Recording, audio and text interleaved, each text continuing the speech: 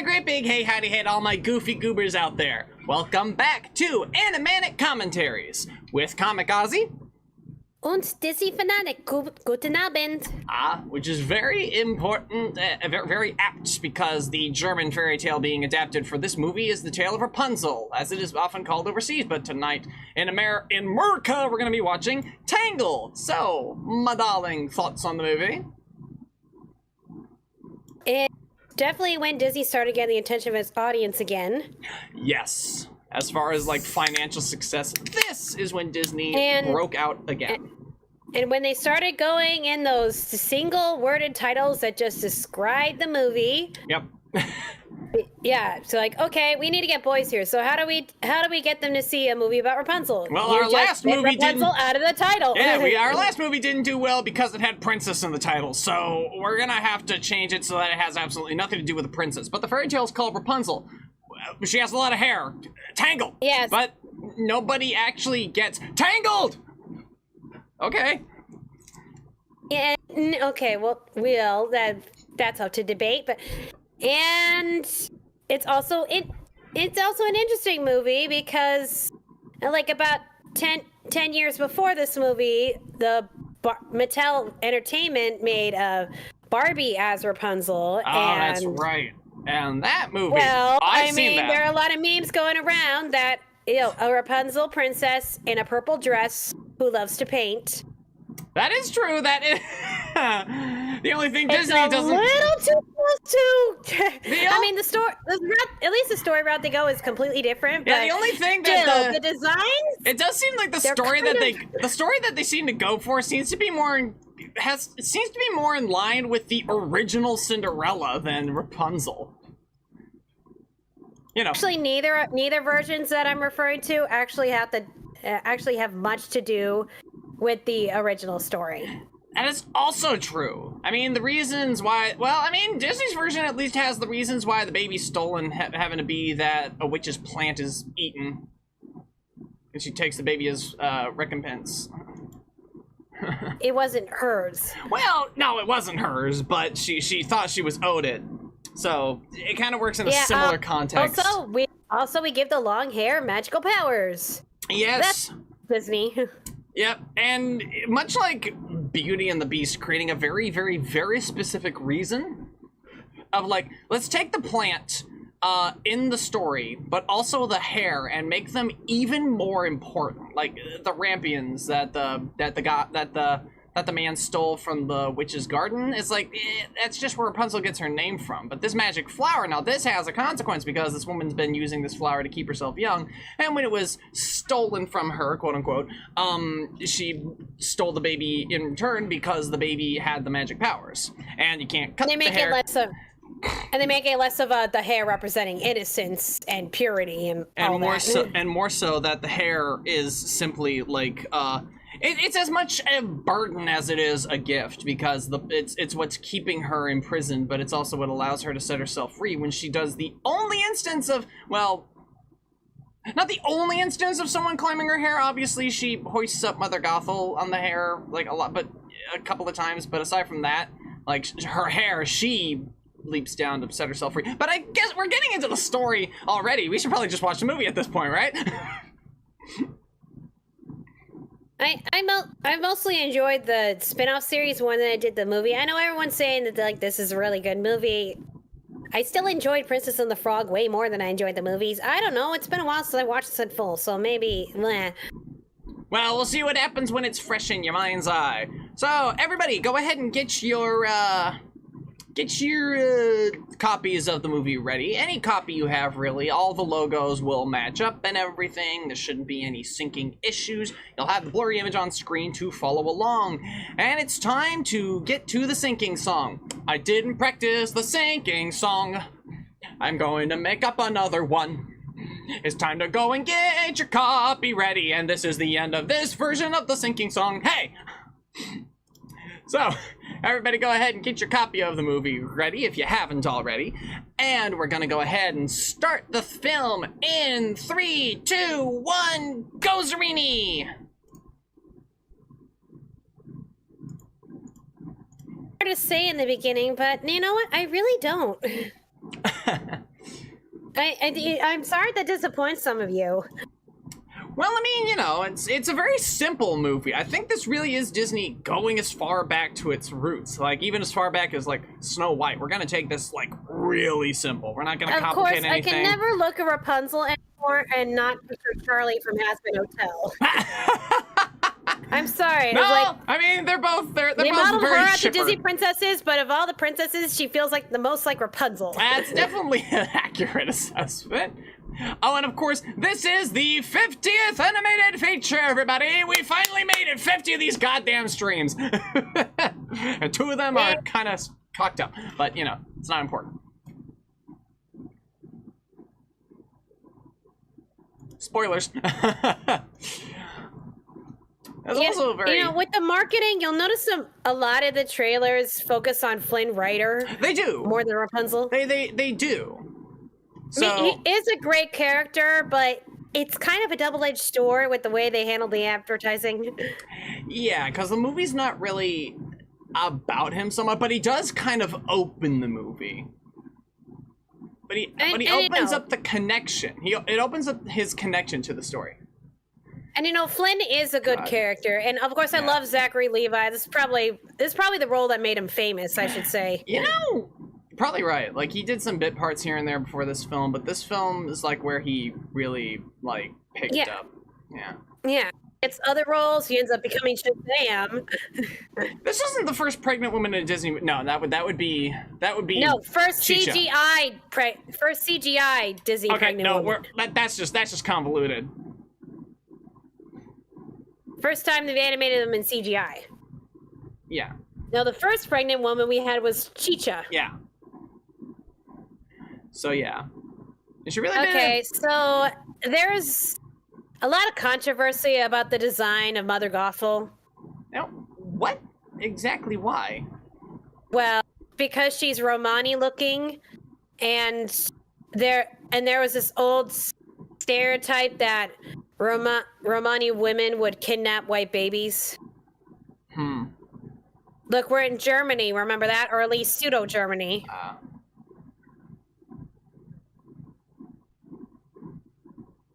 Like, we thought, yeah, let's show this darker-skinned woman kidnapping a white baby. No one's going to have any problem with this. Her skin's not even that dark, though. Honey. How long has it been since you've seen this movie? What do you mean, how long has it been? She has dark skin. They make her resemble the Roma. All right, we'll get to a scene where they're both in the same light. But she really is cute here. Very, very adorable. Baby. Of course. It's like, they really have a baby born with a full head of hair? I mean, like, yeah, I'd be concerned about that. One would think that is but I mean, that's just I guess that's just a foreshadowing moment. I mean, magic, yeah, but it also makes me wonder, like, well, I suppose some babies have blonde hair that kind of darkens over time, or vice versa, but... Yeah. All right. And also, listen to the music. This is another one of, like, Alan Menken's great scores, and look at how simple that is. This is the Alan Menken and Glenn Slater, same songwriting team for the Little Mermaid Broadway show.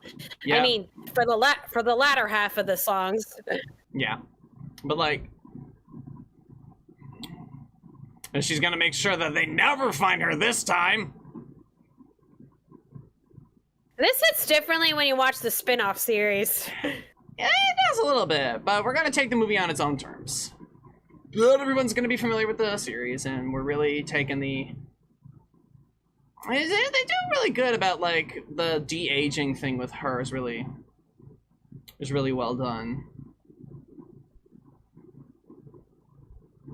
Now, this is why the Disney comic had Mother Gothel and Frollo get together. I'm like, wow.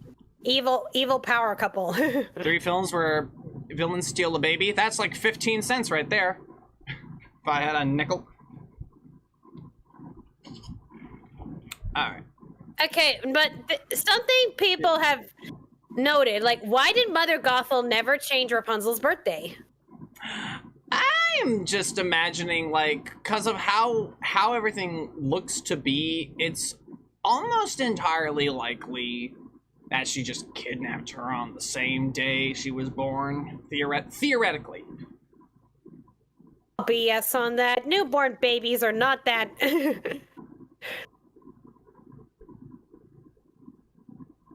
Sorry, have you seen newborn babies? They barely move. Fair enough. And well, that detail isn't necessarily important. It is, because I'm like, if you're gaslighting this girl her whole life, why do you never do something as simple as change her birthday? Yeah. Cute little guy. And you look at this, like, you can feel, like, Glenn Keane's influence. He was originally going to direct this film, but his health issues led the film to be directed by two other guys, like Byron Howard and forget the other guy's name. But okay, so Glenn Keane did stay on, like, in a small capacity, like, after, like, things cleared up a little bit for him. Now, this is how you do a pop. This is like my chore song. If I'm vacuuming, I'm like, and by minutes, and here's what's really fun, is that this poppy number for her I Want song, like, it gives her a different vibe than other Disney princesses, and it also, like, it also proves that you could do poppy musical numbers as well. Yeah, but I mean, like, Alan Menken based his score off of classic rock.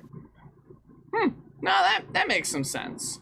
I mean, like, Wicked threw in a few pop influences in it as well. Like Queen, Elton John age, the 80s-ish. Yeah. the little showing you how much time she has on her hands. Yeah, way too much free time on your hands. I wish I had that much time on my hands. Yeah. And it's like it's one thing. And then I'll brush my hair. You have to imagine she can spend hours on this and still not have anything left to do. You're not all that late. The movie just started, Blueheart. God, look at that. What does Mother Gothel even do this whole time that she's alone in this tower? Just wander around doing whatever? She gets food. I guess so. So, you know. Mother Gothel's existence is sad. Like, really, all she wants is just stay young forever. What does she even do with that? She just stays in this tower with Rapunzel, just going out and getting stuff to survive. What a very sad, sorry existence. I'm sorry. Her vanity just knows no bounds. Like, at least the evil queen with her vanity, like, she became a queen out of it. This woman just... She's just that obsessed. And then here comes our narrator and two ginger thugs. So originally, Zachary Levi had auditioned with a British accent, and you can hear a little bit of it in the early teaser trailer until they decided, no, just use your regular voice, man. That's right. Now, I do kind of like that a little better. But, it still works.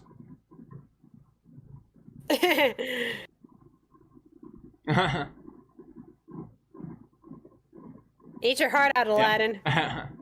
Oh, he's also the first Disney prince to have facial hair. He's not a prince either. Not until he gets married, and he doesn't get married in this movie. Okay, when I say Disney prince, but for the same requirements as a princess, either you're born into it or you marry into it. Yeah. Because Aladdin's a Disney prince too. Well, I really like that line. Yep. Marries into it, or at least expecting to be married into it. You know what I mean? I suppose so. Wait, it really is 8 in the morning? Rapunzel's been doing that, diddle that in an hour. She's, very efficient. Yep. I really do want to have that much time on your hands, Rapunzel. I'd be done with my novels by now. Love is little. I mean, I wouldn't want to be locked in a tower forever. No. But, I think a lot of people related to this movie a lot more when COVID hit. Like, sorry, Dayton, no time. What do we do? Sorry, Dayton, no time for jokes. We're doing commentary on the movie. the way they go on and on about how much effort it took to do this hair stuff, and when you see like how much trouble Pixar had with the friggin' hair in The Incredibles, it's like, again, Scribe, the series is its own beast. It's the movie is canon to the series, but the series isn't necessarily canon to the movie. Monster Inc. had some hair troubles as well. You can see her hair is a little gray, which is to contrast after we do the hairbrushing moment here. Yeah,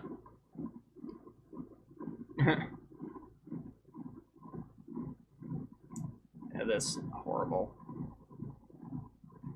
Good Lord. Horrible woman.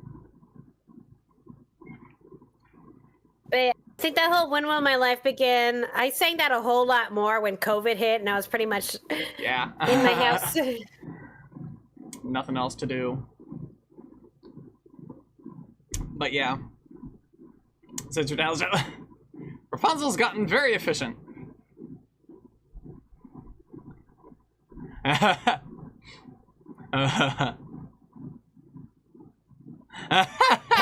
It's like a bush. Woof. And realize the magic doesn't even last that long with her.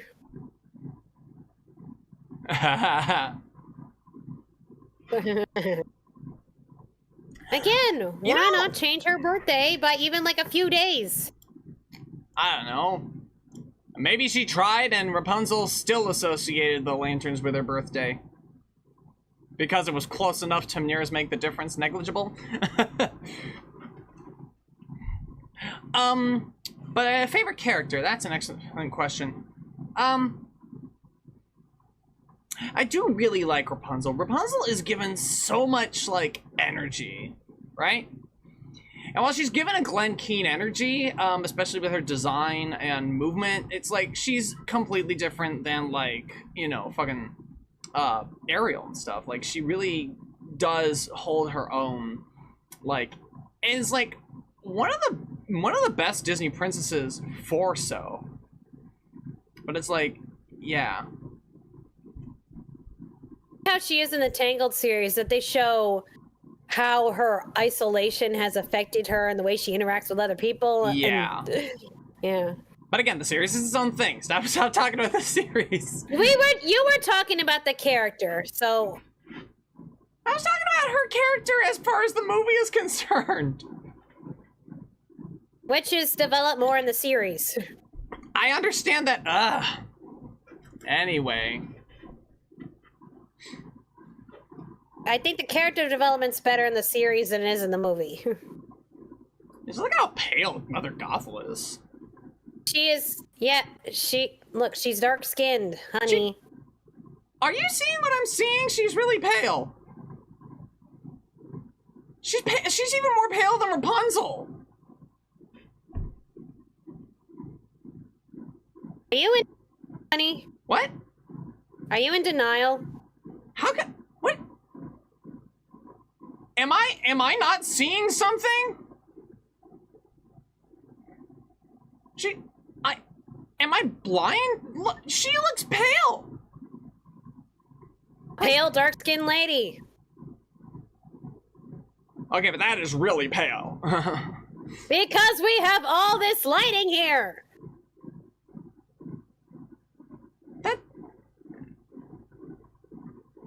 I must be insane. Anyway, the animation here and the song is a lot of fun.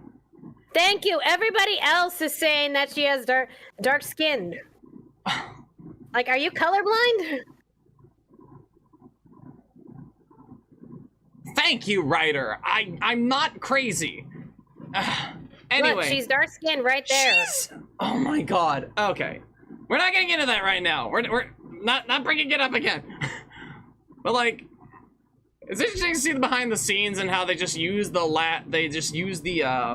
lighting, like just the pitch blackness of that scene just to completely hide her model just popping into existence before the spotlight is shined on her. And good lord, as if we already didn't already hate her. another way we can end this song here. Okay, even worse. Yeah. No, even worse. What? Pretty clear character of ethnically Jewish women. Yep. Okay, now that I'll give you. Definitely, I'll give you that one.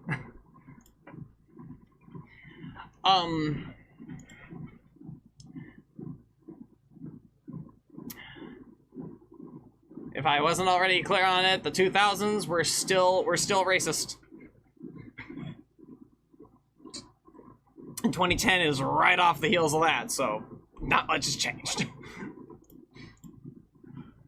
She kisses the hair. Yes, that is a very, very important in detail, that she really does not give a shit about Rapunzel. She only keeps her alive and relatively happy, and fucking... It's just, yeah. Well, he admits that I think she only looks paler when she's starting to age. Which is all the time. We're not getting into the skin color right now, okay? I'm just gonna put that away. I love the softer lighting here. Like the way that it's much bluer in the base of this like lighting. It's nice and soft, and it's very painted looking as well. Like, it's not overly detailed. Like, you get like some texture in the clothes and the rocks and plants, but then like, and the hair. But then beyond that, the skin is very simple. It's like they do put like a blush and such like, at the right points. When it was slung over the shoulder was pretty impressive. Yeah.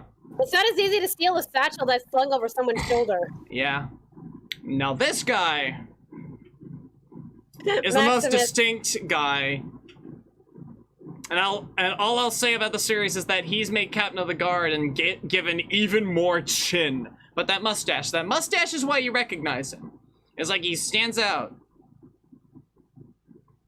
And you'd almost think, like, with Maximus having the role he does, and so much trust, you'd almost assume he was Captain of the Guard, even just watching the movie, probably. But, like, you know, the show makes that more clear. But anyway, the fucking horse is one of the best characters in the movie.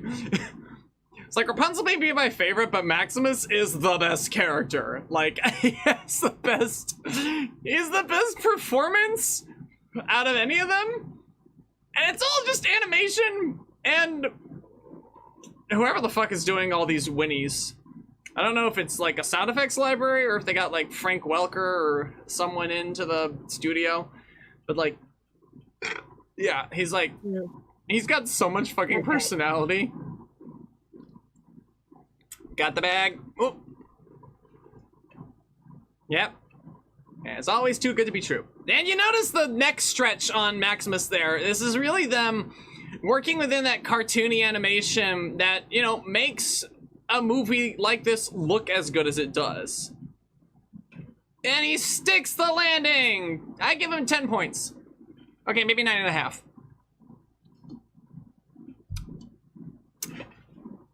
Alright. Bloodhound Mo activate. Yes.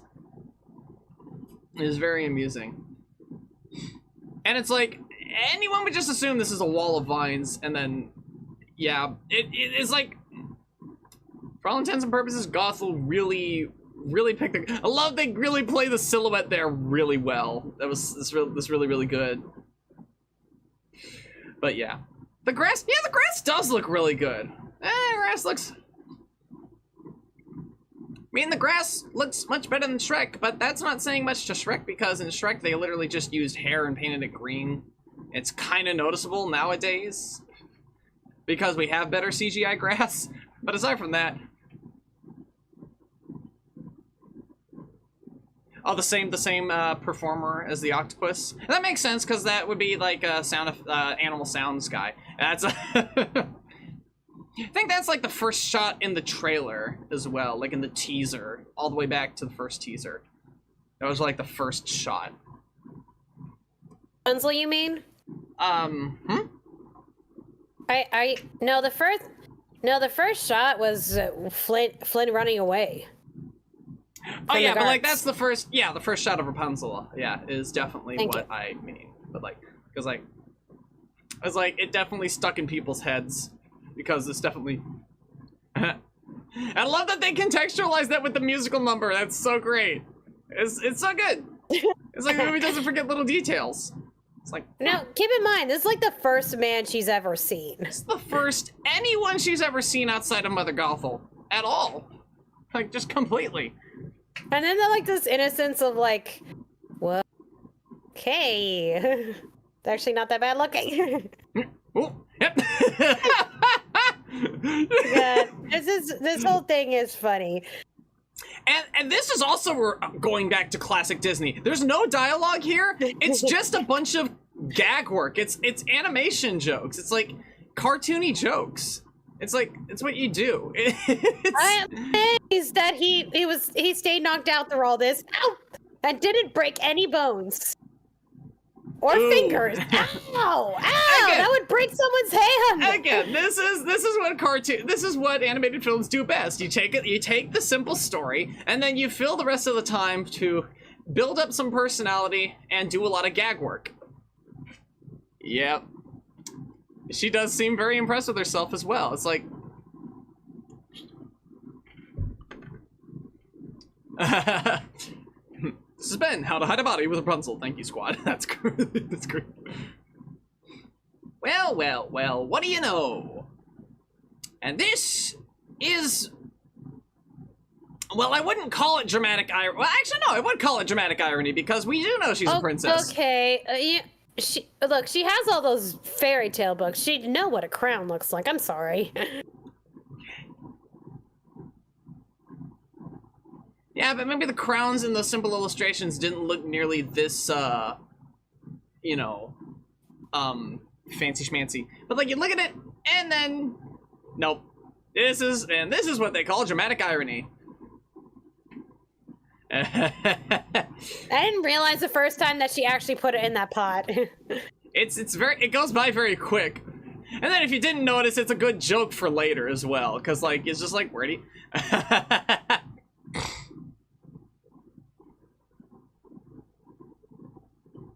Okay, aside from that, the whole dark-haired versus blonde-haired thing is kind of a very old trope that doesn't need to be done anymore. And that's true. But And again, like, from the And line... the curly hair and the straight hair. Again, yeah, not great. But just going from a character design standpoint, we have this purple and gold, like, regal, very soft pastel color palette versus this harsh, like, scarlet and then the dark hair. It's kind of the same thing in The Lion King, except one of them's purple instead. I mean, I think they did base her design off the voice actress a little bit. Yeah, so yeah, because she does look a lot like fucking Meryl Streep, like, which is not great. I know, which is great, because I wasn't talking about Meryl Streep. I was talking about the voice actress. Meryl Streep is her voice actress. What? In what universe is Meryl Streep in this movie? I'm sworn. Hang on. Tangled. Movie. It's like Oh, Donna Murphy. Wow. Holy shit. Okay. Thank you. I must be out of my mind. When? Who? Why? Okay, honey. I don't know where the hell I got that from. I am insulted. I apologize. I don't know where I got that from. Okay.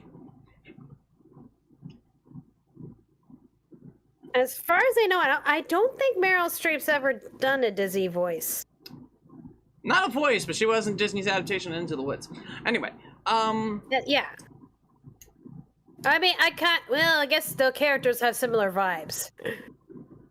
they do. And of course the black curly hair, which Meryl Streep totally has. Wait, no. And of course the witch in Into the Woods has the Rapunzel plotline. Right, that's true. That's also true. Oh, that's why you got confused. Okay. Yep. Nope, wrong witch. Wrong witch, yep. But also add to that color theory design thing for Mother Gothel. She wears a black cape. It's like, I don't think villains get more villainous than having a big dark cape. A dark hooded cape, too. When we get to Wish, I'll talk about why Why I like it how they switched having the dark look versus the light look with the like they invert that old trope. And they broke his nose. Still, he must be made of rubber or something. Flynn. I forget what his actual real name is. Eugene Fitzherbert. No, it's not actually his real name. Honey, the movie is canon to the series. The series is not necessarily canon to the movie. We're talking about the movie. Anyway, so his real name is Eugene Fitzherbert. We'll get to that later. We'll get to that. Meryl Streep was in Mary Poppins Returns. She was the crazy aunt. Yeah, anyway. But yeah. Yep. This is such a wow, if I had a nickel for every time a Disney heroine thwacked her love interest with a blunt object, I'd have 2 nickels. What was the other one? The last movie we saw, she hit him with a book. Oh, son of a bitch, you're right. If nothing else, like Princess and the Frog started a great trend. I love the way he's just I love the way he's just like momentarily in trance. He's taking it back. He's like, she's got like. He's like, See, he's tangled up in hair right now. And he's like, she's got big green eyes and fucking golden hair. And the golden light, and she just. And he does the DreamWorks phrase.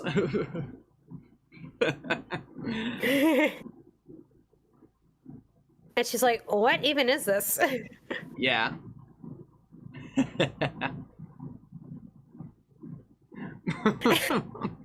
There's a really simple character interaction here.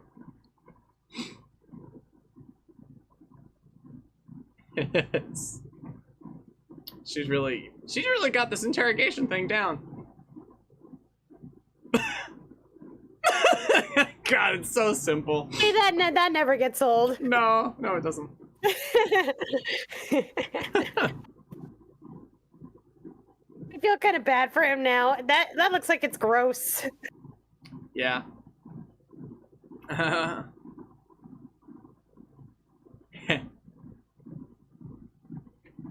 That's such a good line. Nobody's thinking. Yep. They also really hit the opposite, like, notion of the fucking Rapunzel fairy tale. Instead of a prince who seems entranced by this woman who he can only really vaguely get the idea. He just climbs a tower. He doesn't even think anyone lives here. Plus, and he's a Rapunzel. Thief. No. The prince actually did see the whole Rapunzel let down your hair, and he decided to try it out. No, that's what I'm saying. The prince in the original's tale knew the whole Rapunzel thing. He knows that there's a woman up there. He knows how to get her attention. But this guy's just a thief who climbed a tower he thought was unoccupied, who has a secret princess inside. Okay, she also is not a princess in the original fairy tale. She isn't. It's completely opposite. They reverse it. The roles are literally reversed. She's a kidnapped princess. He's a runaway thief. Yeah. Like she doesn't even address the fact that he said the lantern thing for the princess. She just picked up on lantern. That was the only word that was important to her. Yeah. Now, this is how you do a Disney sidekick who doesn't talk. Yeah, and he's also super effective at being there as like he's like a guiding conscience in a way. He's kind of her Jiminy Cricket. Except like she actually heeds his advice most of the time. Okay, you could tell like the battle in his head, like this is scary but also kind of hot. This is kind of weird. Like, is Flynn into a certain kind of thing?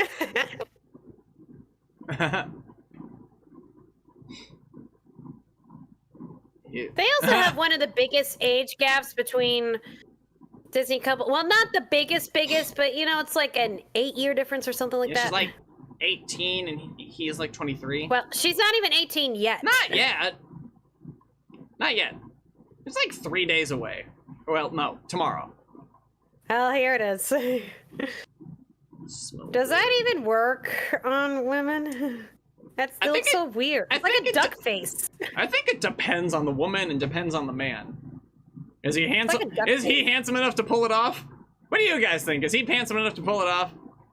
Honestly, honey, if you try that on me, I'd be more like laughing at you. Well, I'd be intentionally making it look stupid. So that's true. Yeah, now the soundtrack has another reprise where she sings like, I guess I have everything except I guess a door. She sings a little more, like, as a follow-up after Mother Gothel. Well, actually before. Like, if you listen to it on the album, it comes before Mother Gothel's song, right? I think I do. Yeah, I think so. Because in between we get the thief music when he storms the castle. Or no, I guess you get the songs anyway. But like, and this is where we break out of like her comfort, cozy little acoustic guitar home into a brand new orchestral world opened up to her. And look how fucking vibrant that green is. I remember seeing this in the theater. I was like, holy shit, this is so pretty.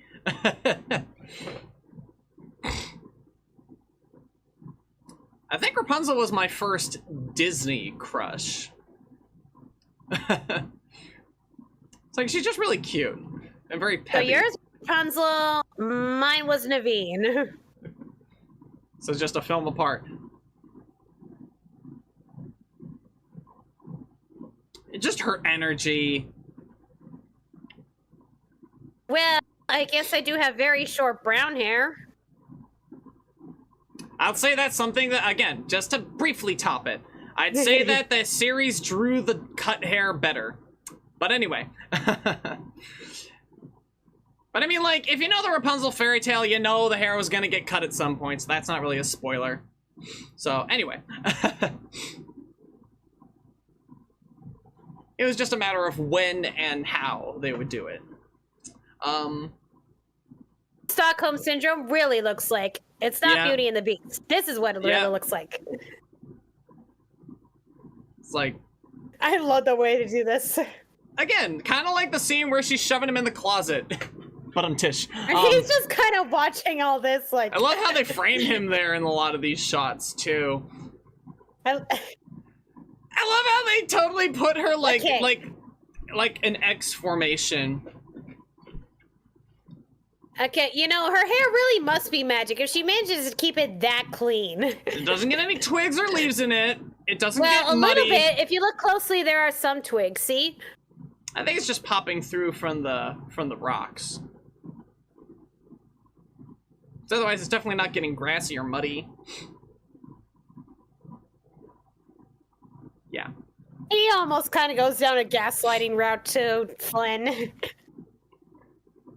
And the thing is, Pascal Pascal wonders about his intentions because Pascal wanted Rapunzel to get out and touch grass. So he's like, "What are you trying to do?"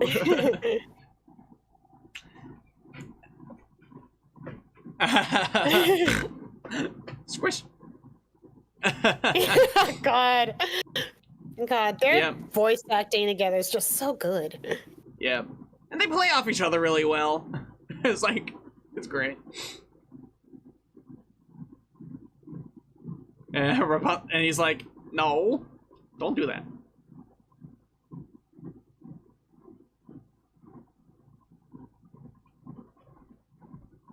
And she's like,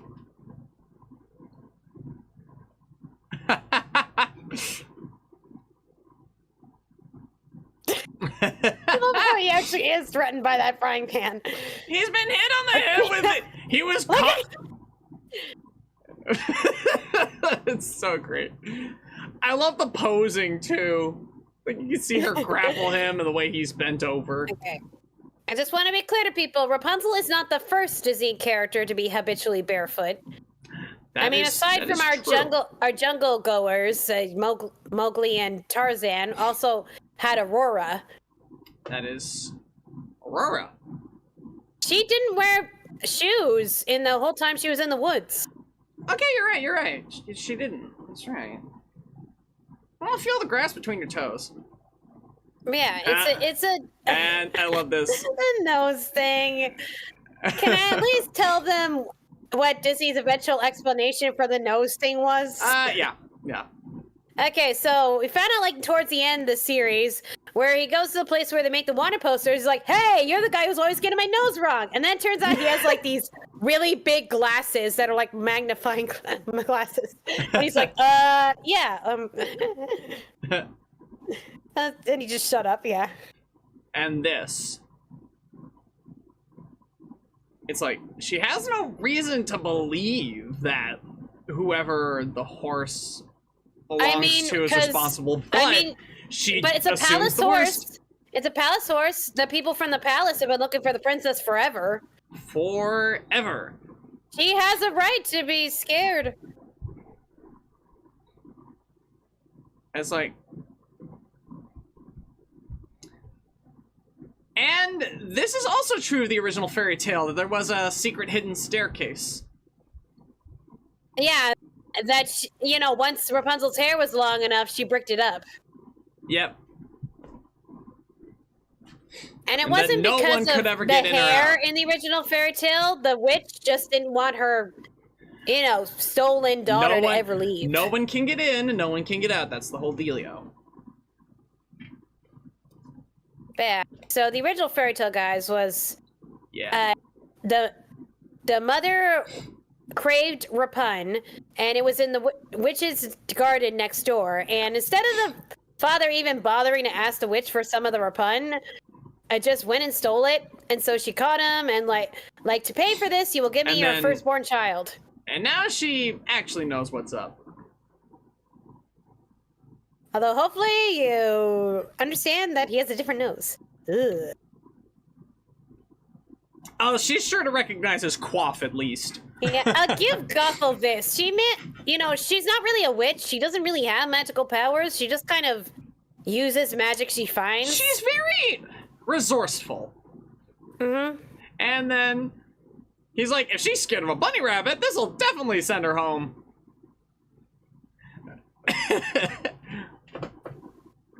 They really had fun with the designs in here. Yeah. Like, let's just enlarge every kind of feature and slap it on a different person. Sounds like the color brown. Here, there's Vladimir back there, and Attila. It's like that hairball over there with his big gruff. 2010, so this is also when My Little Pony came out, right? You think they call him Grizzly? Yeah, it is when My Little Pony came out. My Little Pony Generation 4. And then, love this. Banana nose. Shaped exactly like the finger. And we know that guy. Yeah. What's his name? Brad Garrett? Brad Garrett, yeah. He's done a lot of... he was in a bunch of Pixar movies. He's done a lot of... he does a lot of things just for that deep voice alone. Oh, guide? I always thought she said, give me back my guy. Yeah. I think everybody thought that. And then read the subtitles and was like... I love the way that hit ripples through his flubbiness. Just love it.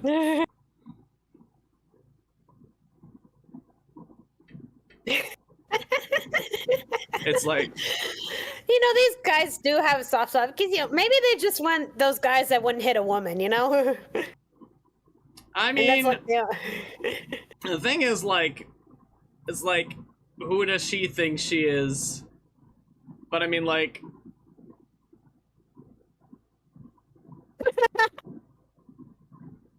and whether or not you think he's fully singing... That guy's chained up there! Yeah, he's a bit of a running gag throughout a lot of this stuff.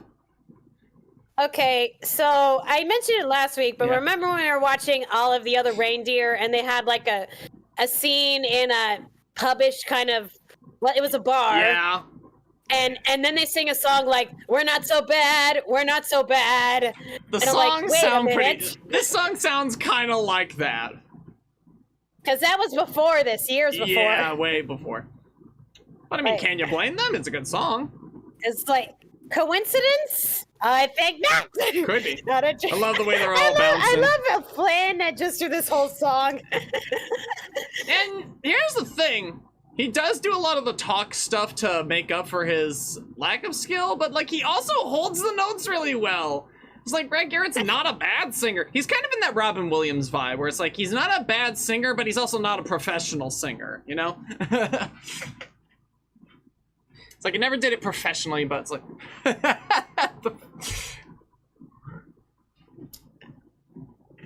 Well, he has fun with his lyrics. I do love Big Nose.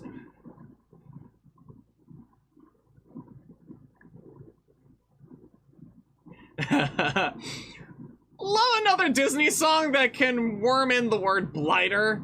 I mean, if you got thugs and rapscallions, I guess you got it. Quinn's like, I did not sign up to be in a musical. Yeah. Love it. Imagine this whole thing, you know, is like Alan Menken also paying tribute to his late partner, his late lyricist, I mean. Yeah. Yeah, just this non-toxic masculinity. Non-toxic. Yeah, he was a brony before it was a thing. No, immediately when it was a thing, the same year. Exactly. I think, when this come out? 2010, yeah. Yeah. I love this facial expression changing. You see his eyes widen. Like, that's my pony. That's my pony. Give him back my pony. One of them is Jeffrey Tambor.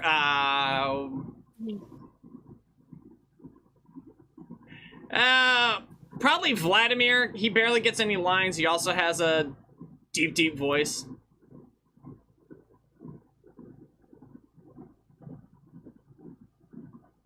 No, I think it's Big Nose. Have you seen the Has-Been Hotel parody of this? No, I'll check that out later. Well, it's not very well sung, but it's still a nice thought. Yeah, no, it's Big Nose. Big Nose is Jeffrey Tambor. I can hear it now. Yeah. We don't talk about that guy. Yeah. No, I'm paying attention to the song, sorry.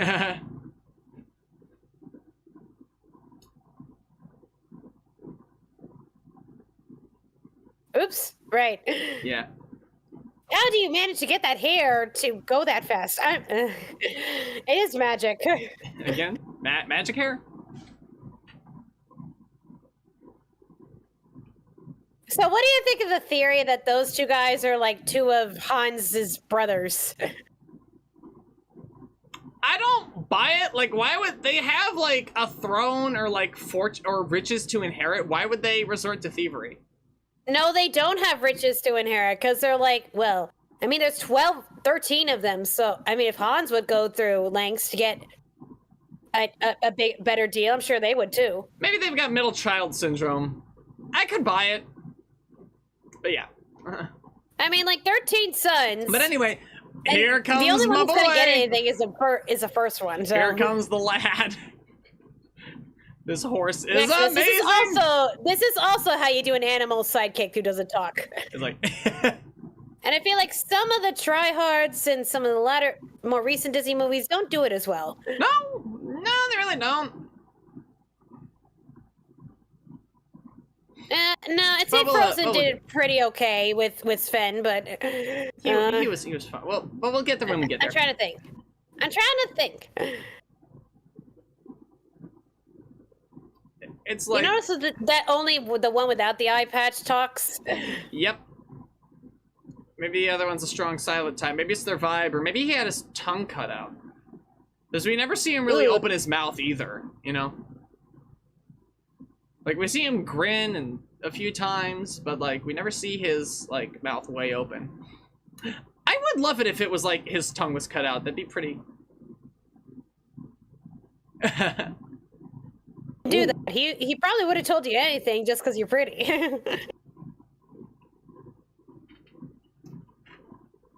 It's like, wow.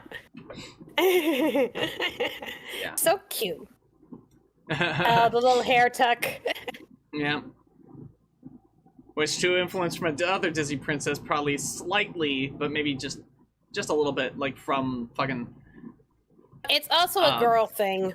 Yeah. Like so they might you know, have, like so they might have seen. yeah. So they might have seen Mandy Moore do it in the booth because her hair was you know, decent length when she was doing this movie. You don't know about the hair tuck when we see somebody. No, I know the hair tuck. I'm just saying, animators always take that influence from like their. Actually, Ariel did it a little bit too, so it might just be Glenn Keane like telling them, yeah, no, this is definitely a thing to do. Especially with her hair, for goodness sake. There's a lot of hair. I'm just saying, like, that Belle did it too, but the hair that ended up in her face would always push it out of her face. So another couple other Disney princesses that we can say who did it. Schmucks. I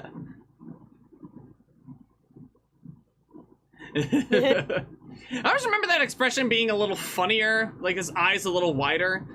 Sometimes you always remember good animation being better than it is sometimes. Off he goes. It is very... Flynn Rider used frying pan. It's super effective. Also want to note that that's a cast iron frying pan. Those things are very hefty.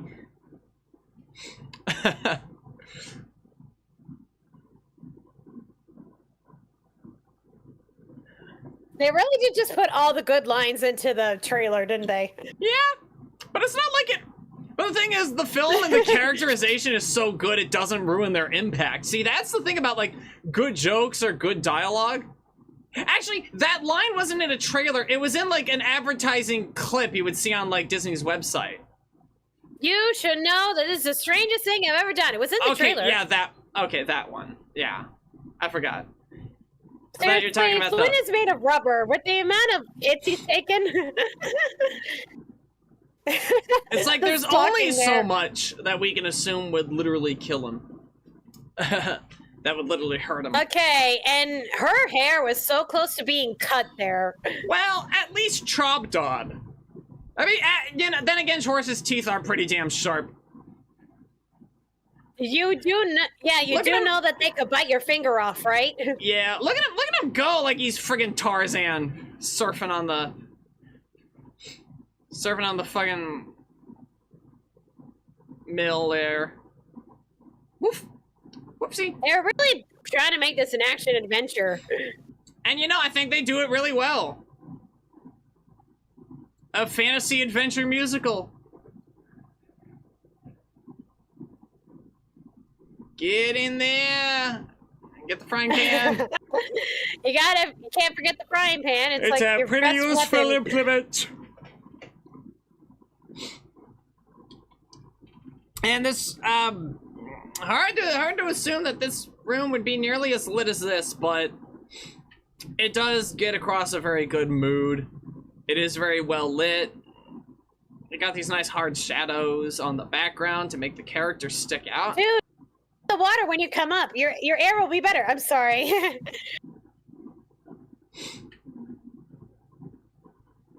Oof. Oof. Yeah. It'd be hard to see. Yeah. Oof. Neither of them are spitting. It's annoying me. This is like, yeah. This is such when a you come moment. up out of the water, you need to spit out your air before you get your air.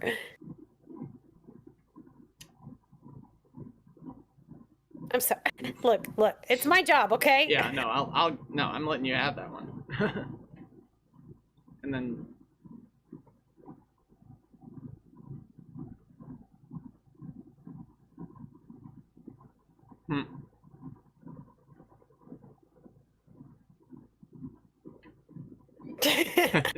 Remember the whole theater laughing at that. It's a Even cat. Even the Romanians thought it was a weird name. Like, the thing is, like, it's one of those things where it's like, the audience gets to laugh at it, but it's like the characters don't necessarily mock them for it. At least none of the characters present. That was enough. Okay. Keep Dude, you just took in a whole gulp of air right there. I mean, a whole gulp of water right there. You want to watch yourself there, Jack. That would be filling your lungs, like, really fast. Oof. Yeah, yes. Breaststroke, yes! Get those loose rocks, get the loose ones, get those loose rocks, get the loose ones. Okay, you've been feeling the burning in your lungs if you open your mouth like that underwater. I know they do it for laughs, but... Did you notice that this movie... Hey, did I mention this movie was released in Disney Digital 3D? I mean, with his hand of the water popping out, I thought it wasn't very obvious. Spit it out and you'll cough less. There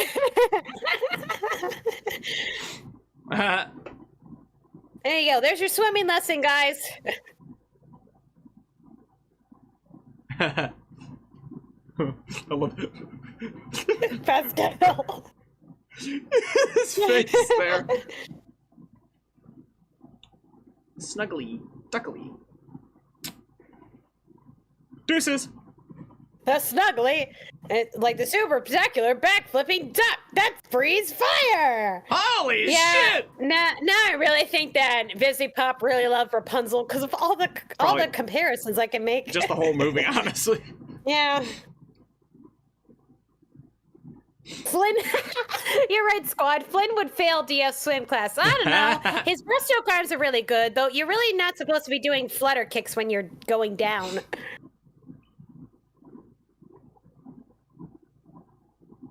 I mean, I'll forgive them. This is like way in medieval times before we would have. Well, not medieval, more like 17th, 18th century. 18th century Germany. Whenever Snow White took place. Well, the Grimm brothers fairy tales were written like in the 19th century, so. Which would have been the 1800s, yeah, 1800s Germany. It would have been before we knew a whole lot more about swimming, so that's why I can forgive some of these, but still. I mean, somebody had to first learn how to swim well, you know? And he would fail my swim class. I would have been, if he was in my swim class, I would have been yelling at him all the time.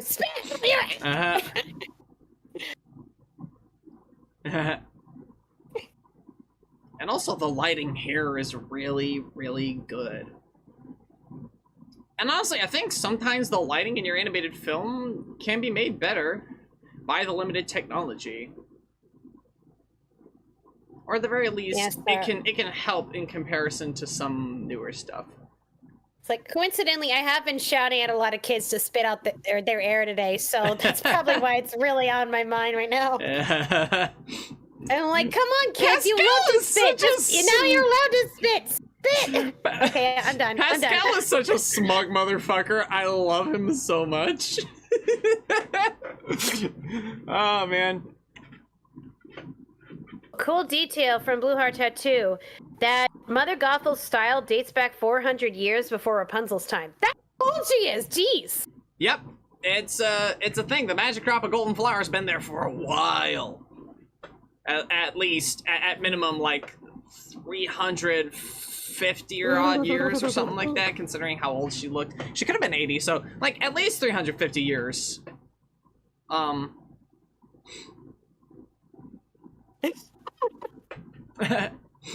Near fetal position he gets into there. Yeah.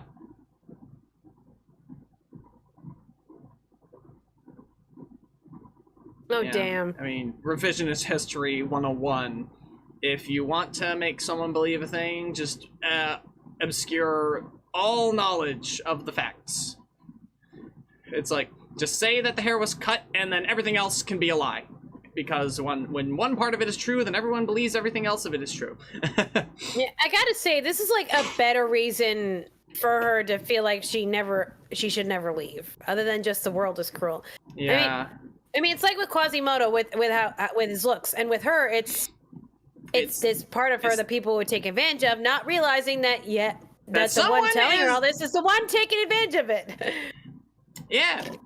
Remember, kids, sex ed is really good for kids so that they know what's happening, so that they can't be taken advantage of. You can learn. That was cute. The way she just swept her hands behind her head and just. And yeah.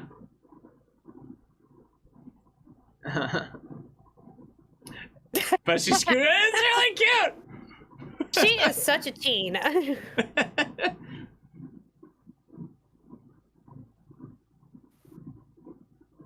Flanagan. Who thought of the name Flanagan? Finnegan, I know is a name, but I think that's probably like an Errol Flynn reference, like to like classic swashbuckling films. You're right. Yo, that makes sense. The Robin Hood character, yeah. Yeah. Of course, he's not he's no Robin Hood. Yeah, he already has the riches. He just gives them to the people. And this Flynn is not a Robin Hood either, because he just keeps it for himself. Right. But he is still Heart of Gold. He's kind of like Aladdin in the way. He steals for himself. But it's except like he's we also... don't see that, except unlike Aladdin, we don't get to see Flynn's Heart of Gold until halfway through the movie. I mean, we get to see it kind of around about here, you know? Exactly, because Aladdin, we got to see that Heart of Gold right off the bat when he gave the food away. But it's also kind of important. We don't see his Heart of Gold. But it's also kind of... What makes us love Eugene, though, is not that he's a good guy.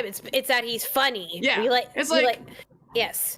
No, we like Eugene because he's funny, but we like Flynn because he's funny, but we love Eugene because he opens up about himself, like shit, we gotta talk about this now. No, I'm talking about when he introduced a character, like even if they're a bad person, like they're doing the wrong thing. Yeah, so you make them like it because they're funny. Yeah, he's interesting at first. He's super fun and interesting. He doesn't seem like the nicest guy. And then he slowly shows like he's actually a really nice guy. He's got a heart of gold. He's real softy at heart.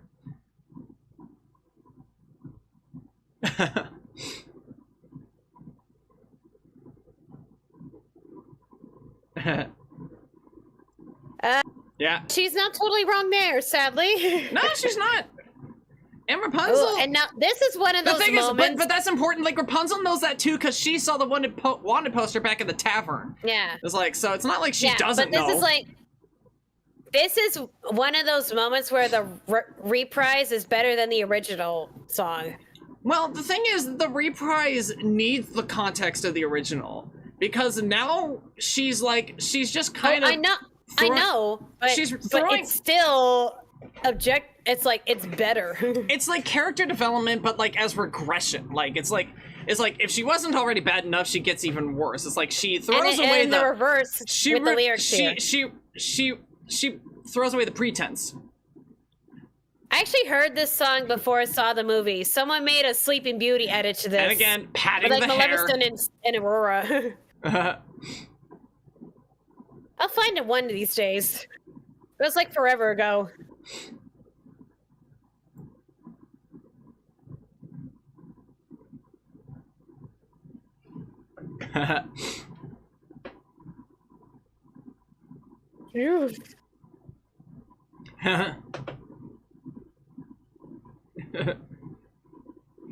Jeez, her facial expressions here. Yeah. And the way the cape moves with her.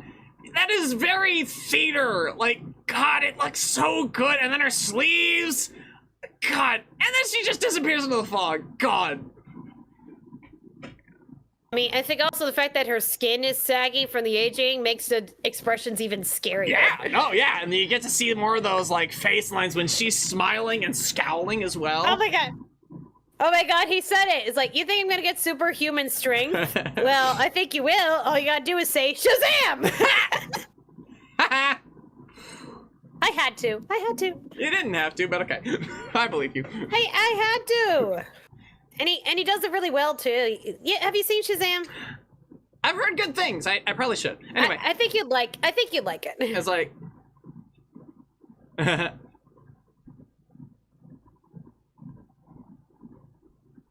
Now this is diabolical because she has a knife. She can very well kill him right away, but no, she needs to let this play out. She needs to prove to Rapunzel that yes, she's right. So then Rapunzel will never think to leave again.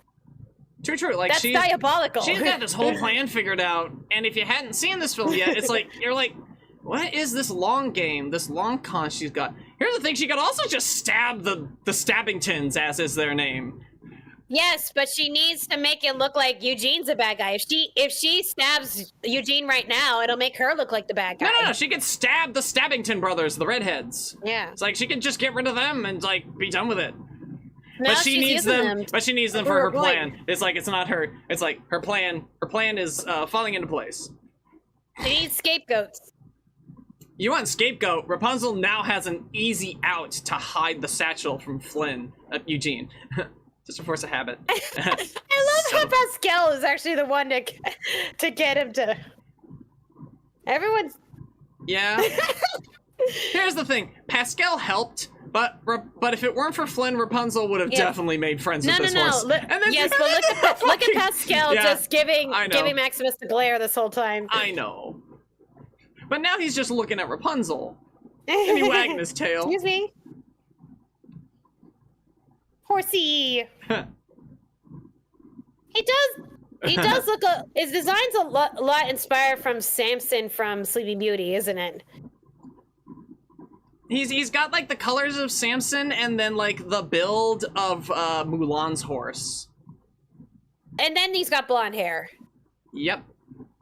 Didn't Samson have blonde hair? No, he had dark hair, but he did have like the knotted braids at the top. That is true. He did have that. Which are not knotted right now because he's been through a lot and they've come undone. But through a lot. Much like how Frollo allowed for Quasimodo to get bullied. Oh my god, yeah, that is like, oh, you're right. Yeah, you know, this used the same tactics, although Frollo's was probably a bit more excessive. Mother Gothel's is a bit more subtle. Mother Gothel's is subtle, and Rapunzel still gets to see the beauty in the world, too, like... Man, this is like, and you know what? I'd like to think that the animators are like, this is like a child walking into Disneyland for the first time. Yeah! Walk down Main Street toward the castle. I'm trying to remember the first time I walked in. Well, at least that I can remember. It would have been like 5.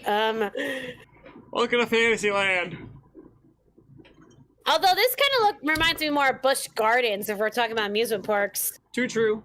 And their thatched roof cottage is. Gooses! Gooses! And finally, the attention is called to her very long hair. Well, let's be fair. She didn't have a million people walking over it in the woods. I love these 4. They're not here for long, but like, God, it's so cute. I never learned how to braid because I hated having my hair braided. One of the many reasons why my hair is short because I hated whenever my mom did my hair. Even Maximus ships it. Oh God. If I ever have a daughter, I'm gonna be, and if she ever asks me to do her hair, I'm gonna be like, honey, I have no idea what to do here. Oh, look at little baby.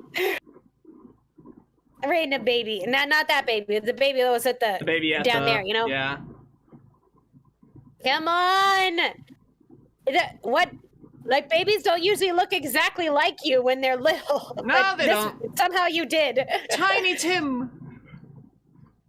And God bless us, everyone. Everyone. Love how this whole scene's just very minimal dialogue, and in the same way that, again, like animated films would fall on gag work, another thing that they would fall on is just a brief moment. Even this moment, just like, and then they're still looking at each other. I mean, if this were Snow White, we'd have a silly song for anyone to sing here. But otherwise, we just have a nice moment of like exploring the environment and singing and dancing. Okay. Yeah. And then learning and about the world. More books. As if she didn't have enough books, now she gets to know more. I imagine Mother Gothel limited on what she could read. Oh yeah, no, only fairy tales and fiction. Who would be Rapunzel in this scenario? Probably a bad idea to give her more fairy tales like that. Wouldn't that give her ideas? Who would be Rapunzel in this scenario? You know, I mean, going around to all the shops and stalls and these are the food. Wait, you mean that'd probably be. You know, considering I can never keep track of you, you'd probably be the Rapunzel. Yeah. I'd be for the snacks and the attractions. You'd be for the Yeah, books no, and when the we were at shops. Disneyland, I was like, I'm trying to keep up with you. I'm trying to keep up with you.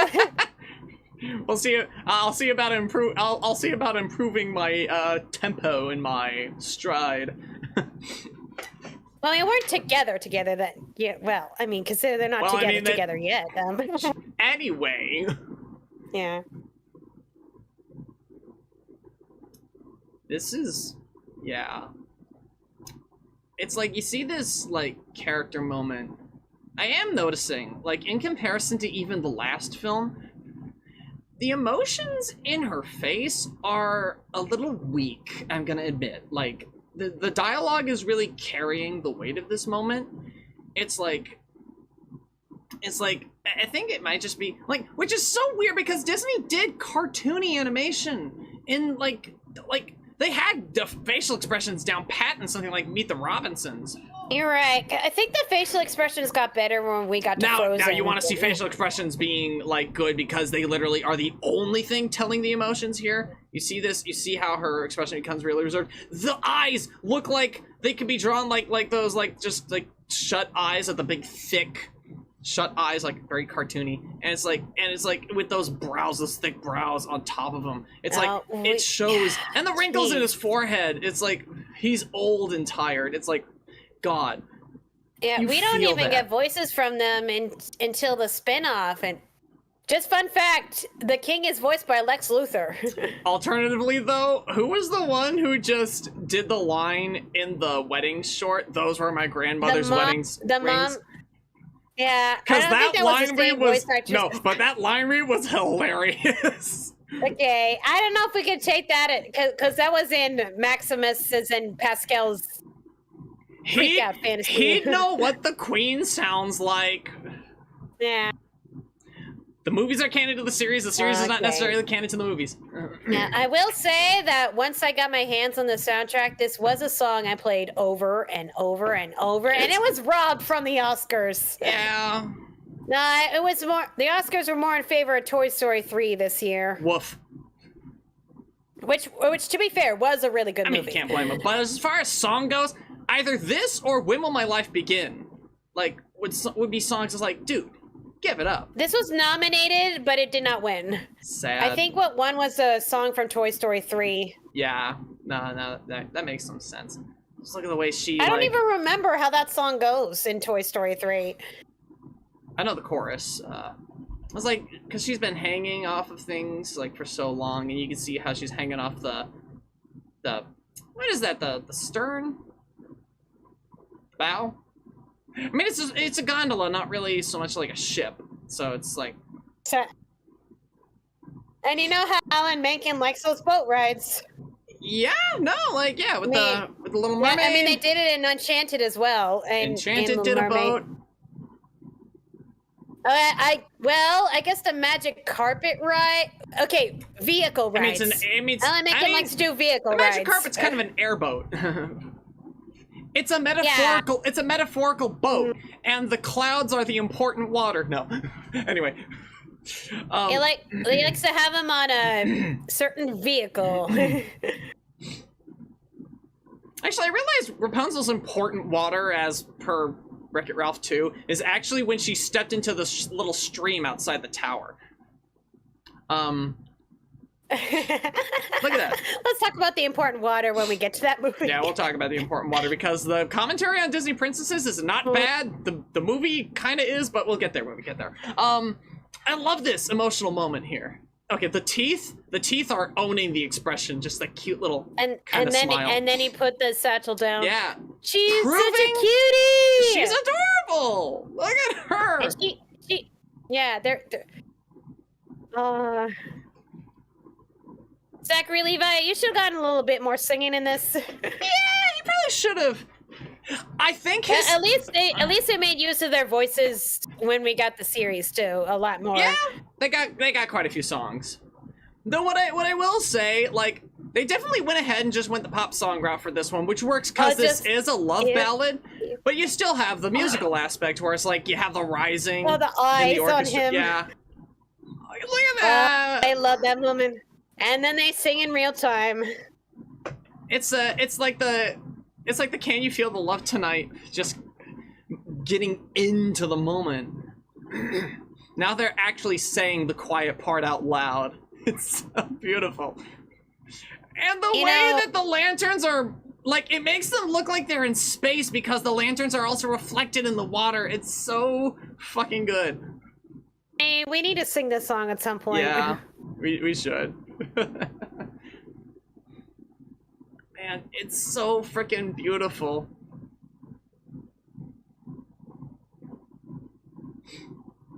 I can kiss the girl, we haven't almost.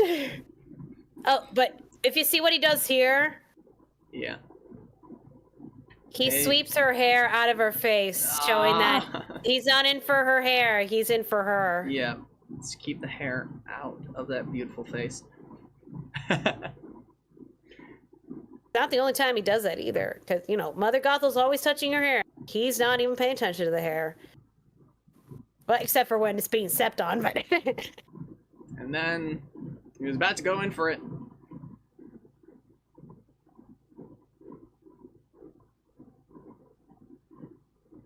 You can see the wheels turning. I love that. That animation of facial expression was really good. Like, you could see the eyes twitching back and forth. It was like, that was so good. Like, you know, she's looking at the satchel and then at him. Yeah. I'm like, oh, okay. She's a little nervous, but she's going to trust because everything felt so genuine back there, you know, like, it's like she's trying to put her trust in him. Even Pascal is like, Pascal and Rapunzel are now like fully on the same page, you know. Like, Pascal was trying to get her out of her shell. Now she really has never come out. Say I'll be right back. You'll never be back. Haven't you seen Scream? It's like, Eugene, where are you? It's been 10 years.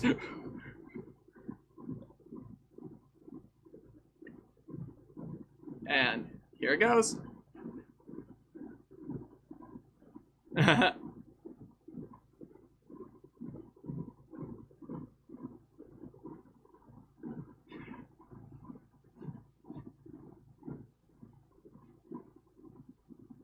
You know, for what little these two have in the movie, they're creepy. And what's even worse is that he knows, based on what Rapunzel said, is like, oh shit, they found out about the hair. Ugh. So Rapunzel was right, maybe it was safer, but then it's like, no, I'm not gonna let this happen. But, well, they are bigger and tougher than him, and there's two of them and one of him. Yeah, we're even fooling the audience for a second with the way we set this up. Yeah. I mean, unless you really squint, you can... Very suspiciously, motionless.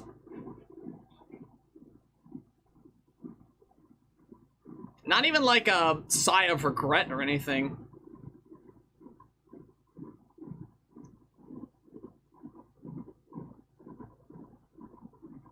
Yep. It's like the hair fails her at a critical moment. It's like her hair being braided wasn't useless. It's the only way it would get caught on something. See? Yeah, she was planning this so that it would make it look like she saved her. She had these fuckers dead to right. It's still... She looked at the hair. Yeah. Like, are you alright? Yes, the hair's fine. Yep. She's probably a better manipulator than Frollo in this sense. Oh yeah, no, because like, the thing is, Frollo never made any pretense about being kind, only being holy and pious. But like, it probably makes this hurt a lot more because she acts like a loving. She pretends to be like a loving mother. A mother. That's what she pretends. She pretends to be a mother. It's like, and you know, it's the only mother Rapunzel's ever known. I mean, look at all these hugs and. Wait. Oh, Slade from Teen Titans, not the movie, not the Teen Titans Go movie. Because I was thinking like, wait, that didn't sound, because I was gonna say that doesn't sound like BoJack Horseman.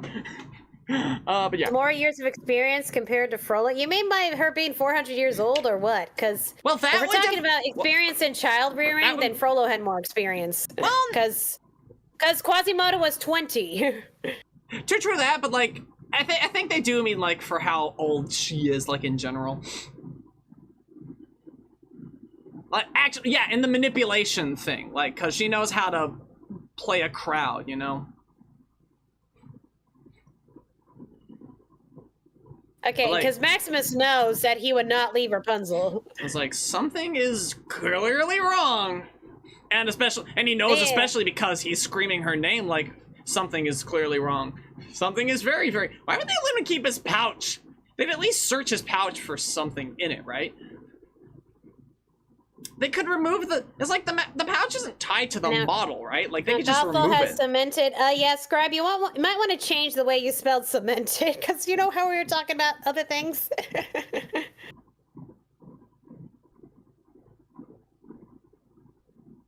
She's solidified.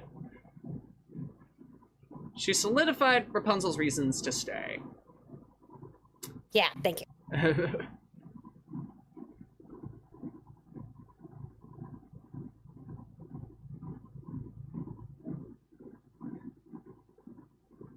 Actually... And, actually, very clear and obvious thought word choice came from our other manipulator, Frollo. The rule is cruel and selfish. The rule is cruel, the world is wicked. That movie too, so he's familiar with that kind of villain. Yeah. Although I do think Mother Gothel does it so much better because she feigns kindness so well. Exactly. That it's like, oh we're more shit, likely to. you understand why Rapunzel would fall for it. It's so... Yeah, we're more likely to find a parental figure like Mother Gothel than Frollo, I think. It's like, like by blood. Or, I mean, maybe there's some who are like Frollo out there who are really a lot more by blood overt, by blood or by foster or by kidnapping. You will find a person like this. And then, like, this is a brilliant moment where they play into this whole thing that's been, it's like, it's been an aspect, like, in, like, her being the princess, but it's now been really, like, fucking, what do they call it? They call this subliminal, they call this subliminal messaging is what they call it. It's like she's just got this image in her head, and it follows this pattern. I think we've all done this before. Like, we've all found this pattern of familiarity. And like, if we've ever drawn once in our lives, it's like, and she realizes nothing is right. Everything she knew was wrong. Black is white, up is down, and short is long. Any chance I get to quote Weird Al, I give it. Love that.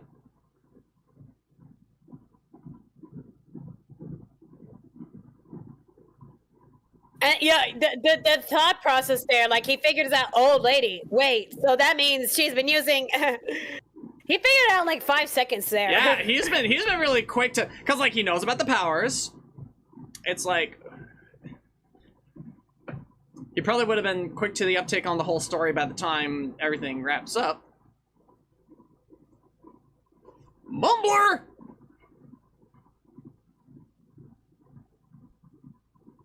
That face. Oh god, look at her two little teeth. Those are so adorable. So cute. It's probably the cutest thing about her design is the two little front teeth.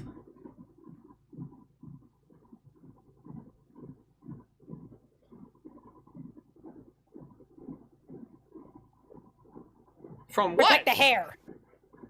Protect the hair. I love that little life, the little squeakish like crack she does whenever she says life. Whenever she emphasizes it. Oof. I feel like they could have framed the gallows in a more interesting way, like had the walls be shorter.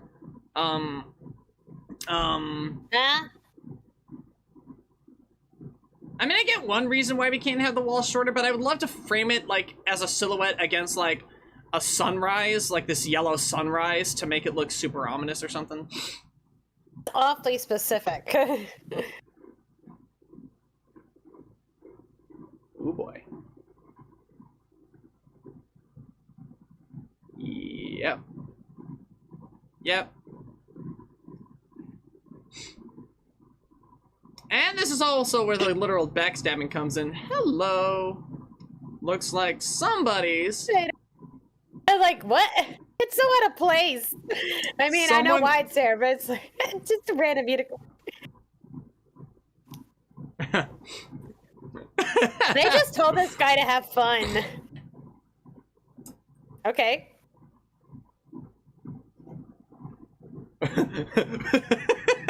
Okay, so here's a little bit. Yeah, flying pants. Okay, so you'll notice we don't see how he gets out of those chains. I assume one of those guys. No, because like they knocked out the guards just there and they stole the keys off of him. Yes, but we don't. You don't see how they're off of him. They just disappear. No, but like, yeah, they're like it's. They disappear. Okay, but like they wouldn't have had the time to unlock those chains and for the chains to completely disappear from the scene. That's anyway. I love that. That was because it helps you front float. That's why. He's not having children after that. I'm just gonna say. Yeah, like imagine that still would have hurt. Get credit carded on a horse. Okay, look, I'm not a guy, and I was once on the balance beam on the playground. I slipped and I landed right like that, and that hurt for like 3 days. And I'm not a guy. It'll hurt. It will hurt. And we needed a prison break, but it's also a good moment for some gag work, like with the thugs coming in and doing their shit. But that I think that Flynn is Flynn's just made of rubber. But also He's just made of rubber. Yeah, but also the head down, arms in, knees apart. That bit also got used in a couple trailers. Yeah. Because they wanted to emphasize the adventure. A lot of the Flynn Rider moments were used in the trailer. They wanted to emphasize the action adventure. Which it is an action adventure. They had action, they had adventure. It's a journey in and of itself. People could have died during this movie. He's made of rubber. And there we go. Yep. No. He's still determined to make that climb. And the only time he gets to quote the hairline. Up he comes. Uppy daisy.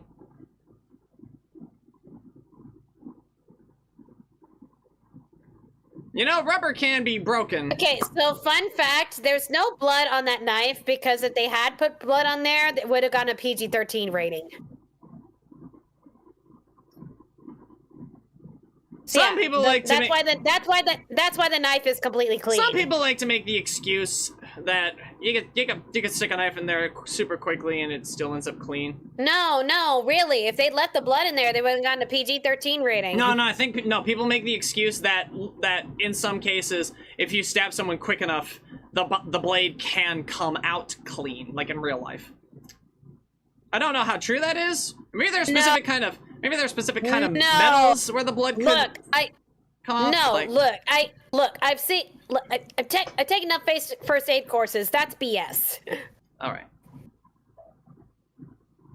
I don't know who said that, but no.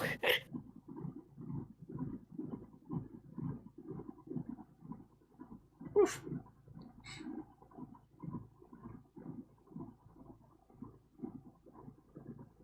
Oof. Promise something. Yeah, that look in Pascal's eyes too. Because she said when she promises something, she never breaks it.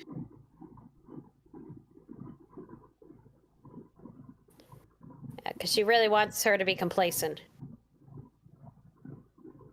Of course, he's probably just going to die of starvation anyway at that point. Yeah.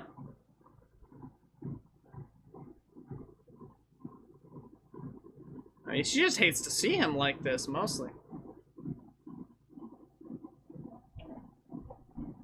Yeah. Oof. What he means by that, who you are will die. That's a very good point. I never actually read the poetic context of that when I was younger. Oh, and look, see how he caresses the hair out of her face. Slick thinking, Jack.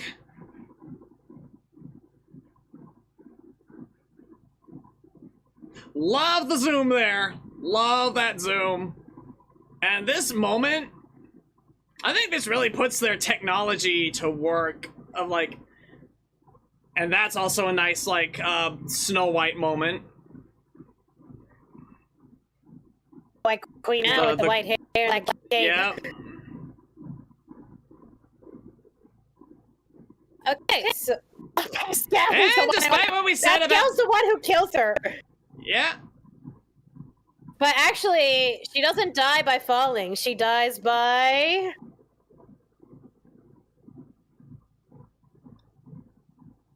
rapid de-aging, because she crumbled to dust before the impact even. People say people say it's not the fall that kills you, and in her case, that's true. She just turned to dust. Just poof.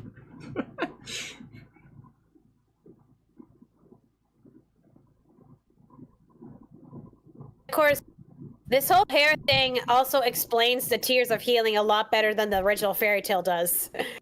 That is also true. I kind of forgot about that fact. Like the prince was knocked out of the tower, and he was blinded. Yes. And yet still somehow found his love, and they're twins. Yeah, and she cried into his eyes, and he was healed.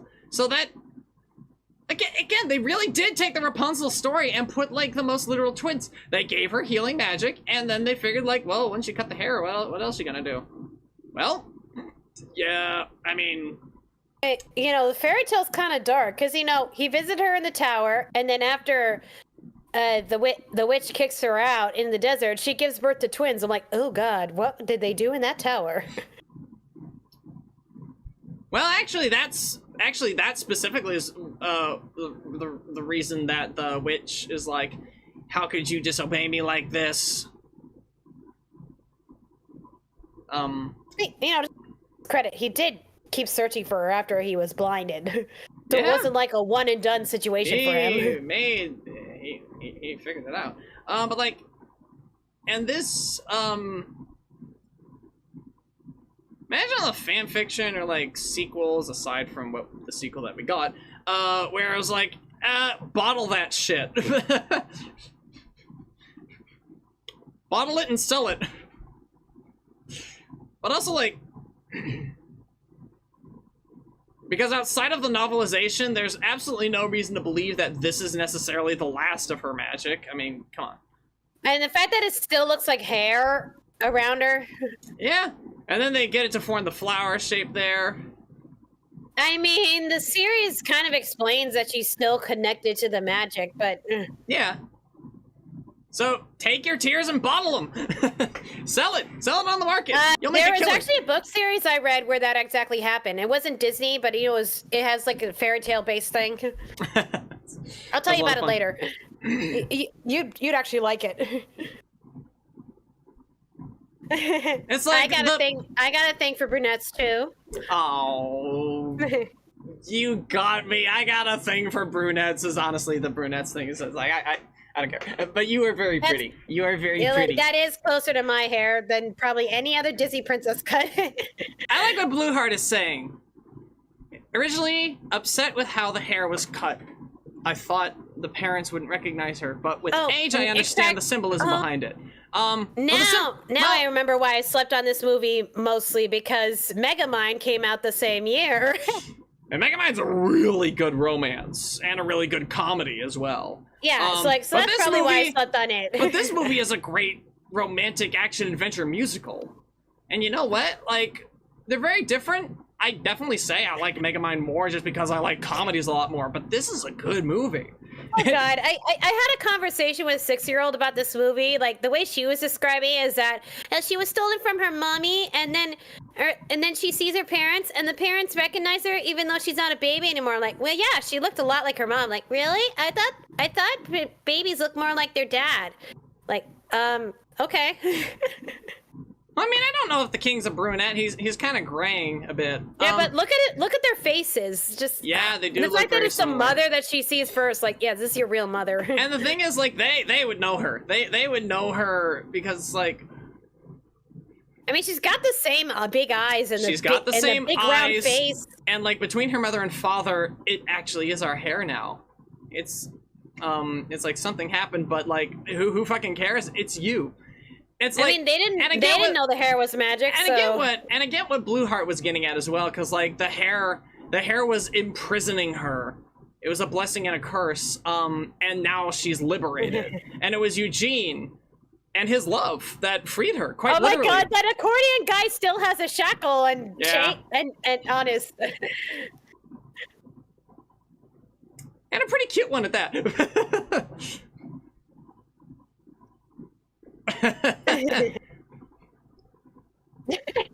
Love it.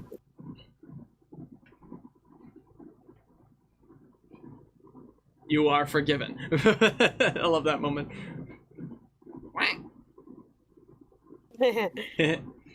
Love it. Yeah, I remember like 2011 when I had my birthday party and people asked, "Hey, well, we were gonna watch a movie and like, hey, what about the Rapunzel movie that came out?" Like, it's still in theaters, you know. It definitely was in Romania at that time too.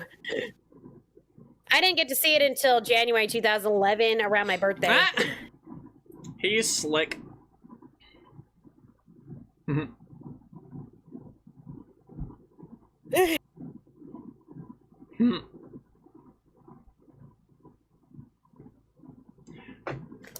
That's a good joke.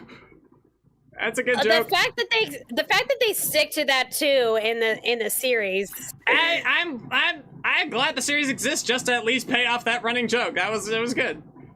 Because he did ask a good number of times. Yep.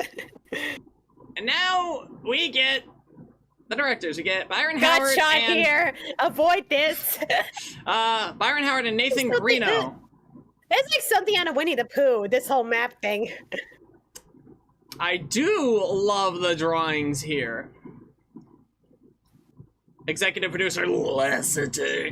Executive produced by Glenn Keane. But I tell you, I gotta love this art so much. Dan Fogelman. Love that. And we got Alan Menken on the original songs by Menken and Slater. Love it. Love the way Flatter's on there. Maybe they thought 8 Oscars was enough for Alan Menken by that point. I don't know. Maybe. Tim Mertens. I mean, only 2 other people This is a cut scene from the movie. They would recycle it for the series, though. Oh, you're right. I totally forgot about that. I forgot that there was a monkey in the credits, and then we get that monkey. And then we get the dam breaking, skabushkel, bum, swish swash. What was I saying? I mean, 8 Oscars is a feat that only one other person has surpassed, so... Head of story, Mark Kennedy. Excellent job. That one other person is Walt Disney, by the way. Glenn Keane, John Karras, and Clay Cadis for the supervising animators. That would make sense. Imagine it's those, like... it's the Disney Trust who probably, like, really got the cartooniness and the real animated character. And yet, funnily enough, we don't get a lot of Rapunzel dolls in her final haircut. Interesting. I mean, I understand that they were trying to avoid spoilers for the initial marketing, but now... But now there's really not much of a point. It's like the fact that you don't see any toys of Ogre Fiona. But I mean, like... And I get, like, you don't see any toys of Ogre Fiona after the sequels. Why did I think it was... Anyway. I gotta give credit. I gotta give some credit, though, because, like... Watching a movie is always it's always going to be someone's first time, so that's also why you don't see Rapunzel walking around with you know, brown hair around Disneyland, or Gaston with a tombstone. So, I know, but can we get like a cute pixie cut doll? Maybe just 1 or 2. Something you can order online. I mean, you could sell both. Ron Perlman. Wait, Ron Perlman is the Stabbington brother? No way. Ah. You know who that is, right? Yeah. Ron Perlman. Balba. My God. I hear it now. Fred Tatasciore. I hear it now. I wonder if Fred Tatasciore... Fred Tatasciore might have been the... That guy is in does a lot of voices, a lot of additional voices. You've surely seen him in something. He had to have been one of the thugs. He got a real deep voice. I think most recently, I think he's played Yosemite Sam, or at least a Tasmanian Devil in some of the recent Looney Tunes. The model development, yes, because, I mean, in 3D CGI, we gotta have the modelers. Okay. Yeah, but now I remember why I probably wasn't as excited about this movie like I was with The Princess and the Frog. Is because a couple days after I saw Tangled, I saw Megamind, and that got me in a whole frenzy that I started writing fanfics for the first time. So there you go. He is also the voice of Devil Dinosaur, you're right, Squad. Speaking of which, I need to finish watching that series. That's a good series. And here's our animators department. Animators no longer listed by character because everybody animates anything in the movie. It doesn't matter what it is. It doesn't matter who it is. Y'all animate the characters. But for all intents and purposes, I think Rapunzel and Eugene are probably one of the best developed Disney couples there is. In the movie itself and also in the subsequent spin-offs. I think because the spin-off had a great base to work off of. Like, this movie is solid. Oh, yeah. The characterization, everything about that is like, just that's why I hope once we get the Tiana series, finally, they'll do more development with Tiana and Naveen and do them as much justice as Tangled the series did for Rapunzel and Eugene. Well, as long as Disney doesn't go the Warner Brothers route and use the unreleased series as a tax write-off.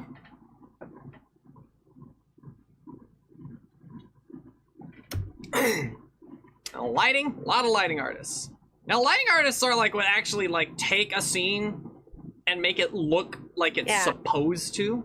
It's like when you see something that looks like a cloudy day, it's like it's supposed to look like that. Lighting is responsible for it. So like, now the downside to Rapunzel is that a lot of the Disney princesses / heroines that would follow that would try to be like Rapunzel. For better or worse, some of them were not too shabby. Some of them not too shabby. Anna at least worked in contrast to her sister. And Mirabelle, probably not as much like Rapunzel, but like with her she definitely had her creativity with it. I think Asha might have been. Yeah. Asha might be the bridge. Asha might be the bridge too far, but honestly, we'll get to Frozen when we get to it. I think they push. I'm talking about this because it starts off with the modern Disney princesses / heroines. Yeah. Incantation. That she'd set the precedent for the princesses to come in the next decade or so. And ensemble. Post-production, which I mean, original dialogue mixers, sound editorial and Foley, Warner Brothers studio facilities. Yeah. Okay. But now we're getting that series of Disney princesses that are quirky and also can hold their own with even something as simple as a frying pan or their own fists. That's true. The feisty, quirky bunch. Quirky and feisty. We are now in the revival era, as it is referred to. Thank you. Fanon-wise. And Wikipedia. I mean, technically, but we're in the current era. Right? Yeah, Ryder, what is your point? Yes, we are in the current era. So what's your point? Yeah, it's like we haven't really delineated, like, at what point the films drop off and at what point do the films, like, decrease in quality. But we're like in that third stage of Disney princesses. Yeah, I mean, first, like, the precedent for, like, the first three was Snow White. And then I think Ariel was kind of the bridge between the early princesses and the Renaissance ones. Definitely, because because Ariel definitely had that, like, here's a hyperfixated, like, very autistic vibe, and then that bled over into Belle as well. She's very hyperfixated. Like, she loves books. She loves reading, and she could get lost in a book all day. The less, slightly romantic driven princesses, but they're like dream driven of something more than just romance. And romance is kind of like just like next to that. And you also think Alan Menken has that influence as well, because he understands, like, romance is not the point. It happens, and these two people, these two wayward souls, find each other. But always at the end of the day, they have their own goals. Yeah, and we Chameleon get some of that in kids. we get some of that in Rapunzel too, but here we add a bit more fight. Probably taking off a Mulan here. Mulan was definitely. I don't know. Mulan Tiana was, actually had quite a bit of fight too. Mulan was the first quirky, like the first really quirky. Like Ariel fit in, just the human fascination was really upsetting to her father. Belle was considered odd by people, but she was really normal by most standards. Mulan was the first really odd duck. Like she was the first really strange one. Like legit. Yeah. Like she was using her ingenuity to make her dog feed the chickens. It's like, you're kind of weird, but it works. she doesn't fit the matchmaking thing. It's like, but again, on this movie, like, what a lot of fun. Just another great musical. Just like a great, and kind of like Beauty and the Beast. We've got a great, like, I Want song that also gets a reprise. We get a villain song that gets a great reprise. That's actually the same for Gaston as well. Gaston gets a brief reprise. And there's also the Mob song, which is a secondary tertiary antagonist song. And I think it definitely got their Disney's audience back. And well, the reason it didn't score all those Oscars because it came out the same year as Toy Story 3. Also came out the same year as a bunch of other great animated films like Despicable Me and Megamind. Man, 2010 was quite the animated year, wasn't it? 2010 was also How to Train Your Dragon, wasn't it? I think so. Or was it? Was that it was 2010. I remember because I went to the theater before going to Disney World. It totally was. Yeah. Jeez, 2010 really was a great year. Saw that in theater, yeah. It was a good year for animation. It was a really good fucking year for animation. So many good animated movies that, like, I think the only one I listed that wasn't, like, on the, well, no, yeah, like so many great animated movies. I think the Oscars are like, so who do we not nominate? That's the question. Animation that year was, like, batting 100. It was, like, so good. But yeah, I saw this in theaters like probably the day before my 2011. Was that my 16th birthday or I'm trying to do the math here. Yeah. And like I said, I lived in Romania, so anytime a movie was released in the States, I'd see it like it overseas 3 months later or so. Because they had to get the dubs and the subs all in order. Right. Yeah, so technically I saw this 2011 and not 2010. Well. Yeah. Well, Disney's got a release for their holiday season, at least in America. But that was Tangled. Some fun animation. They did use their technologies that they developed, like their squash and stretch they had all the way back from Chicken Little. Their hair textures that they were getting better at between friggin' Meet the Robinsons and Bolt. And then now, like, they're gonna be seeing themselves like with CGI that's gonna look better and better every year. But next year they're gonna try their hand at another 2D animated film because The Princess and the Frog didn't do that bad. So next week we'll be going to Winnie the Pooh 2011 in this grandiose montage of Disney movies. Thank you all so much for joining us on this romantic action adventure musical comedy. And if you're viewing this after the fact, thank you for watching. Until next time, remember to take care, stay safe, and be kind in all that you do. Goodbye! Auf Wiedersehen! I was trying to remember what the word was for a minute there.